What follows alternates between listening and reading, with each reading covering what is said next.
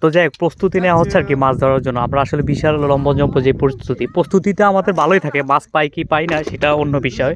তো এখানে যেটা হয়েছে আর কি, যে ওনারা কিন্তু মাছ পাচ্ছে। এই যে আমি একটা মাছ দেখাইতেছি আপনাদের, এই যে একটা মাছ তুলছে, এই মাছটা কিন্তু অনেক স্বাদের হয়, যখন আপনি কিন্তু ভালো করে হলুদ মরিচ মশলা দিয়ে ভাজবেন আপনি সঠিক স্বাদটা পাবেন। আর এইভাবে খুব ভালো রান্না করতে পারে। নগদ খাইলে মজা আছে, এক্স্যাক্টলি। আমরা কিন্তু রাখছিলাম গত বছর, রাখা আরেক বছরে এই ব্যাগ বার করে ফালাইছি। ও গ্রিল করছি, খাইছি, মানে আমাকে উত্তেজনা বেশি ছিল আর কি, গ্রিল করেও খাইছি মাছ।